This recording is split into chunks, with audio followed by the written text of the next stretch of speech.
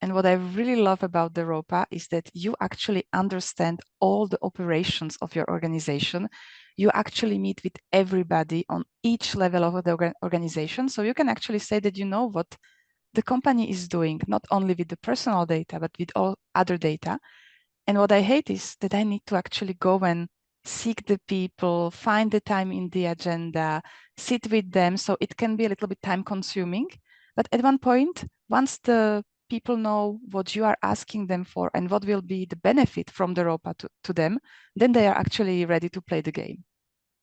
Yeah, that's great. And Dominica, do you think as you go and as you continue to support your privacy efforts, does it seem like your colleagues are starting to understand the process and what's expected of them in regard to building ROPAs and just your data obligations more and more? Or does it seem like a continuous effort in training and hand holding To throughout the be process? honest, it depends on the department. Like if we think about HR people, they will see the benefit immediately because to be honest, once we did the ROPA exercise, we have all these projects in place to improve how we use the data, to do some retention policies and other topics that we need to actually put under control.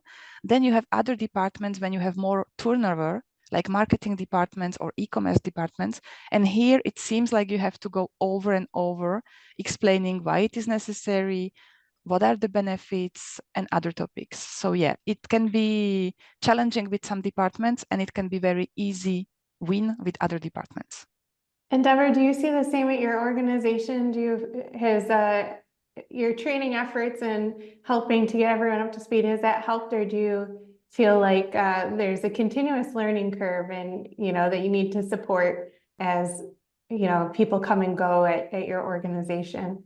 So professional hazard is that I have to enjoy doing these because this is how we help our clients, right?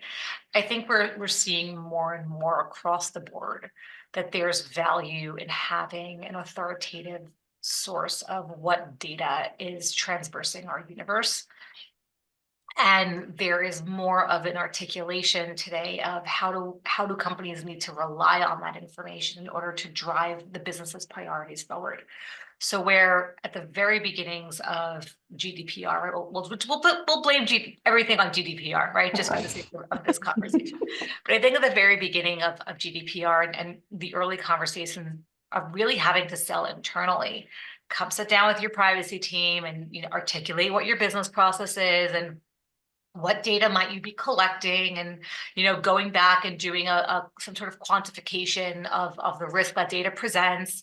I think now there's more of an opportunity to say it's not just about knowing that data, that it's going to collect dust somewhere, but how does this now help some of the business decisions that are going, for those that were just at IAPP this week, a lot of discussions on AI, right? So you need data, you need to know what data you've got in your ecosystem to drive a priority like AI. If you're expanding into new geographies or new business services, or you're engaging with your end customer in a new way, right? Businesses are now coming back to the privacy team saying, hey, give me that insight that you've been able to glean about this data so we can actually help use it to drive that revenue making decision. Or if you're a non-for-profit, we can use that data to drive the mission of the organization.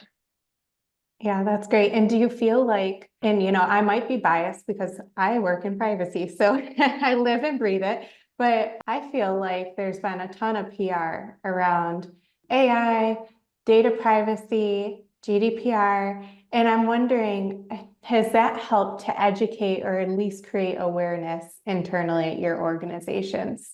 Oh, absolutely. Where 5 years ago, the only thing you read on the front page of the news is about cybersecurity, right? In this Right. realm, now there is a very, very common and ubiquitous threat of, hey, what is private information? Where is my information going? And I think that what we see now is people are feeling it on a very personal level, and that's translating into their professional roles as well. So where you might have had to sit there and explain, well, what is privacy? What is lawfulness of use? What is transparency looking like? Because people have a very innate understanding of what that is in their personal lives today, they're able to understand it in the business lens as well. Yeah, that's a great point. Yeah, I'm actually using the personal stuff to explain why it's important when they are not ready to take the extra mile to help me with the register.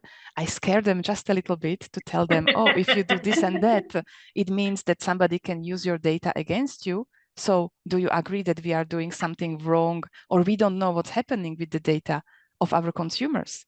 And then there is a little clink in the head of the person, and they are on board with me for the ROPA. Yeah, I think it helps too that, anytime you go to a website, whether it's on your phone, you have to agree to your, cookies being tracked. So it's very top of mind and created a lot of awareness amongst everyone.